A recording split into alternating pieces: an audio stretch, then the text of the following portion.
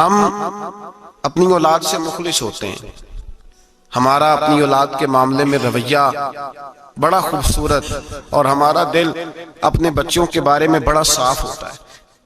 ہم چاہتے ہیں کہ ہماری اولاد شجر سایہ دار بنے، دنیا میں وقار حاصل کرے، روزی بھی اللہ تبارک و تعالی شان والی عطا فرمائے، اللہ انہیں ہر لحاظ سے نواز دے۔ تو قرآن مجید ہمیں تربیت دیتا ہے، قرآن مجید ہمارے ذہنوں کی ذہن سازی فرماتا ہے کہ پھر تم اس طرح اپنے بچوں کو ڈھالو، اس انداز میں اپنی اولادوں کی تربیت کرو۔ سورہ لقمان کی جو آیہ کریمہ میں نے سب سے پہلے تلاوت کی وہ 13 نمبر آیت ہے۔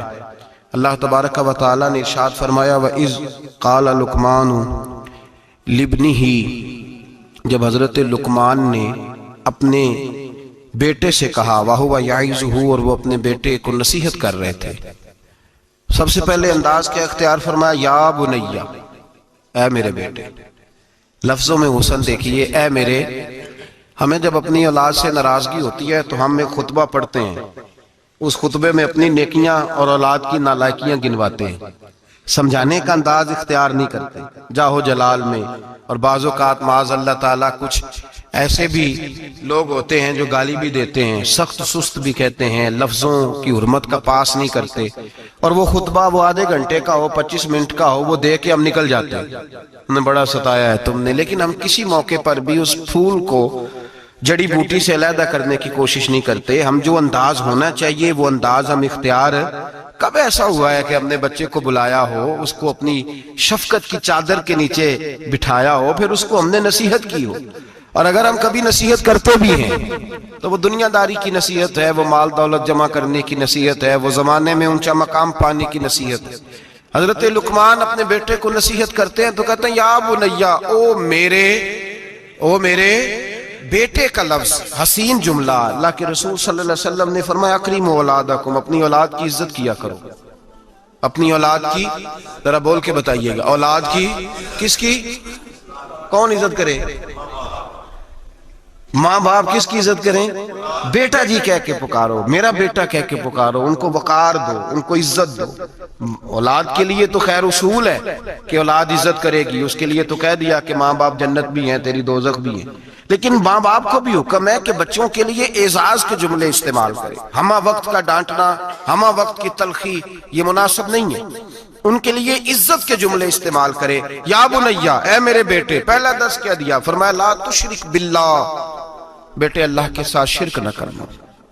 کیوں؟ ان الشرک لظلم عظیم، بے شک شرک بہت بڑا ظلم ہے۔ سب سے پہلی نصیحت اپنی ذات کے لیے نہیں کی۔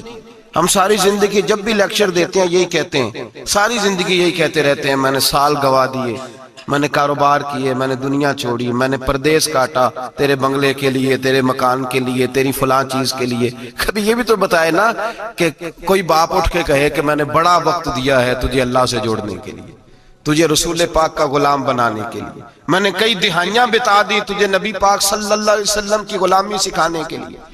اس پر بھی تو کبھی کو باپ اپنی اولاد کو احساس دلائے۔ سب سے پہلی بات یہ کی کہ بیٹا شرک نہ کرنا، اللہ کے ساتھ کسی کو شریک نہ ٹھہرانا، اس سے بچنا۔ آگے اگلا جو حضرت لقمان کا فرمان ہے وہ آیت نمبر 16 کے اندر ہے۔ یہاں شرک کی بات کی، میں تھوڑی اس کی تفصیل عرض کروں گا اپنی بساط کے مطابق، لیکن پہلے آیات سماعت کر لیجئے، ان کا سادہ ترجمہ سمجھ لیجئے تاکہ آپ کے حاشیہ خیال میں عنوان آ جائے۔ سب سے پہلے کہا شرک نہیں کرنا، پھر اس کے بعد کہا سورہ لقمان کی آیت نمبر 16 میں ارشاد فرمایا یا بنیا، اے میرے بیٹے، انہا ان تکو مسکال حبت من خردل، اے بیٹے اگر تو اتنی برائی بھی کرے جتنا کہ ایک رائی کا دانہ ہوتا ہے، رائی کا جو دانہ ہوتا ہے وہ چھاؤں میں رکھیں تو نظر نہیں آتا، وہ سورج کی روشنی میں نظر آئے گا، اگر چھاؤں میں دیکھنا ہوگا تو آپ کو لائٹیں جلانی پڑے گی۔ تو حضرت لقمان اپنے بیٹے کو نصیحت کرتے ہیں، کہتے بیٹے اگر تو رائی کے دانے کے برابر بھی گناہ کرے اور پھر وہ گناہ اس طرح ہو فَتَكُنْ فِي صَخْرَةٍ أَوْ فِي السَّمَاوَاتِ أَوْ فِي الْأَرْضِ، چاہے رائی کے دانے کے برابر گناہ ہو اور پہاڑ میں چھپا ہو یا زمین اور آسمان میں چھپا ہو تو کیا ہوگا؟ اپنے بیٹے کو سمجھا رہے ہیں، کہتے ہیں یاتی بِهَا اللَّهُ، اللہ پھر بھی اس کو نکال کے لے آئے گا۔ تیرے تو یہ نہ کہنا کہ میں کو پاپی ہوں، میں نے کو بینک لوٹے ہوئے ہیں، میں نے کوئی قتل کیے ہوئے ہیں؟ فرمایا رائی کے دانے کے برابر بھی اپنے بیٹے کو کہہ ہے، رائی کے دانے کے برابر بھی اگر تو نے گناہ کیا تو اللہ اسے بھی لائے گا، اور رائی کے دانے کے برابر ہو، پھر چٹان میں چھپا ہو یا زمین و آسمان میں چھپا ہو، اللہ پھر بھی اسے نکال کے لے آئے گا، اس لیے کہ ان اللہ لطیف خبیر، بے شک اللہ باریک باتوں کا جاننے والا ہے۔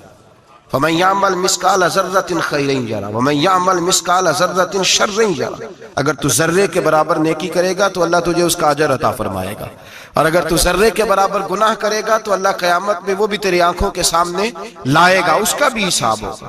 تو فرمایا بیٹے اللہ باریک باتوں کا جاننے والا، یا بنیا، اے میرے بیٹے، اقم الصلاۃ، نماز قائم کر۔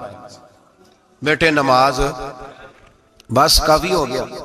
کہا نہیں، اب اور آگے بڑھ، وَأْمُرْ بِالْمَعْرُوفِ، لوگوں کو بھی نیکی کا حکم دے، وَانْهَ عَنِ الْمُنْكَرِ، اور لوگوں کو بری باتوں سے منع کر، اور جب تو یہ کام کرے گا پھر لوگ تجھے ستائیں گے۔ ہو ہی نہیں سکتا کوئی حق بات کرے اور لوگ اس پہ تان و تشنیع نہ کریں، یہ ہو ہی نہیں سکتا، یہ ممکن ہی نہیں۔ فرمایا جب تو نیکی کا حکم دے گا اور برائی سے روکے گا تو پھر کیا ہوگا؟ تیرے اوپر مصیبت آئے گی، اب تو نے کیا کرنا ہے؟ پھر تو نے اس آنے والی مصیبت پر صبر کرنا ہے۔ بے شک یہ بڑی ہمت کے کام ہے، یہ بڑی دنائی کا کام ہے، دلیری کا کام ہے، اتنا آسان ہے ہی نہیں، بڑے حوصلے کا کام ہے۔ جسے زندگی ہو پیاری وہ یہیں سے لوٹ جائے، میرے قافلے میں شامل کوئی کم ظرف نہیں ہے، یہ ہمت کا کام ہے، آسان ہے ہی نہیں۔ آگے کیا ارشاد فرمایا، بڑی میرا دل کرتا ہے بڑی توجہ سے سنیں ان آیات کو، بڑی آگے ترتیب کیا لگائی؟ حضرت جناب سیدنا لقمان کیا کہتے ہیں؟ نماز پڑھ، دوسروں کو نیکی کا، برائی سے منع کر، اور یہ جب تیرے اوپر ان کاموں کی وجہ سے مصیبت آئے تو اس پر، اس لیے کہ یہ جو کام ہے نا عزم الامور، یہ بڑی ہمت کے کام ہے۔ بس کروں ابا جی؟ فرمایا نہیں اور بھی کچھ کر۔ کیا؟ آیت نمبر 18 فرمایا وَلَا تُصَغِّرْ خَدَّكَ لِلنَّاسِ، اپنا منہ ٹیڑھا کر کر کے لوگوں سے بات نہ کیا کر، رخسار موڑ موڑ کے لوگوں سے بات نہ کر، وَلَا تَمْشِ فِي الْأَرْضِ مَرَحًا، اور زمین پہ اکڑ اکڑ کے نہ چل، ان اللہ لا يحب كل مختال فخور، بے شک اللہ کو اکڑنے والا، فخر کرنے والا پسند اللہ لا يحب، اللہ اس سے محبت ہی نہیں کرتا، اللہ رحمت ہی نہیں کرتا جو اکڑ اکڑ کے چلے۔ اس طرح نہ کر تو پھر کیا کروں؟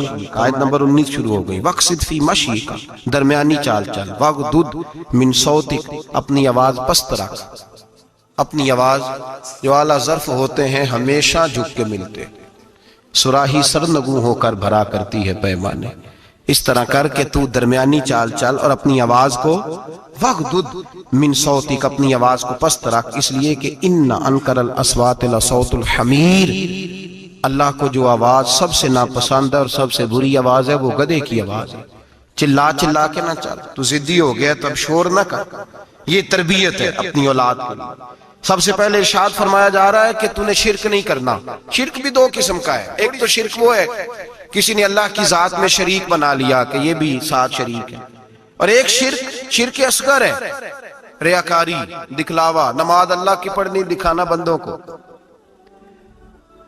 مسجد میں پیسے کس کی رضا کے لیے دینے، تو اعلان کرانے کا کیا مقصد ہے کہ ختم کے موقع پر سال ثواب کے موقع پہ کھڑے ہو کے اعلان ہوتا ہے 1 لاکھ قرآن پاک پڑھا گیا ہے، 10,000 درود شریف پڑھا گیا ہے، اور جوئی صاحب نے نا جی 50,000 روپیہ مسجد بھی دیا ہے، یہ شرک ہے، یہ شرک اصغر ہے، یہ میرے رسول پاک نے منع فرمایا ہے۔ صحیح بخاری میں لفظ ہے، نبی رحمت صلی اللہ علیہ وسلم شہدائے احد کے مزاروں پہ کھڑے تھے، تو وہاں کھڑے ہو کے اللہ کے رسول نے فرمایا میرے ذہن سے فکر نکل گئی ہے، میری امت قیامت تک شرک نہیں کرے گی، اب یہ مشرک نہیں ہوں گے، بت نہیں پوجیں گے، یہ دوسرے معبود نہیں بنائیں گے، تو حضور فکر کس بات کی ہے؟ فرمایا یہ ریاکاریاں کریں گے، دکھلاوے کریں گے، تصنع بناوٹ کریں گے، یہ اللہ کی عبادت میں اوروں کو شریک ٹھہرائیں۔ میرے دوستو یاد رکھو، سب سے پہلا حکم حضرت لقمان اپنے بچے کو دے رہے ہیں اور بتا یہ رہے ہیں کہ بیٹے اللہ والا بن جا، بیٹے اللہ سے جڑ جا، شرک نہ کرنا، شرک بہت بڑا ظلم ہے۔ میرے بھائی سب نے مفسرین نے اپنی اپنی بات لکھی، میرے استاد گرامی یہاں فرمایا کرتے تھے بھائی اگر تو دنیا میں اپنے بیٹے کو دھوپ میں بیٹھا دیکھے تو تیرا دل پھٹ جاتا ہے، یہ دھوپ میں کیوں بیٹھا ہے؟ اس کو شرک سے بچا، شرک اکبر سے بھی بچا، اصغر سے بھی بچا، خفی اور جلی دونوں قسم کے شرک سے بچا۔ دنیا میں تیرا بیٹا دھوپ میں ہو تجھ سے برداشت نہیں ہوتا، بتا اگر تیرا بیٹا جہنم میں گیا تو تجھے کیسے برداشت ہوگا؟ آگ میں جلتا ہوا تجھے، اسے اللہ سے جوڑ دے، اسے رسول اللہ صلی اللہ علیہ وسلم کا غلام بنا دے۔ میرے نبی کریم سید عالم صلی اللہ علیہ وسلم نے فرمایا جب تیرا بیٹا 7 سال کا ہو جائے تو اسے مسجد لے کے جا، 3 سال تک لے کے جا مسجد، 10 سال کا نماز نہ پڑھے تو سزا دے، 3 سال تک خود اپنے ہاتھوں سے ٹریننگ دے، اسے مسجد لے جا، آداب مسجد بتا، اسے نماز سکھا، تو خود لے کر کے جا، بھیجنے کا نہیں کہا۔ فرمایا جب بچہ 7 سال کا ہو جائے تو اسے مسجد، بڑی محنت کرتے ہیں ہم بیٹے کو بنگلہ دینے کے لیے، بینک بیلنس دینے کے لیے، دن رات ایک کر دیتے ہیں، خدا را سے نمازی بنانے کی بھی محنت کرو۔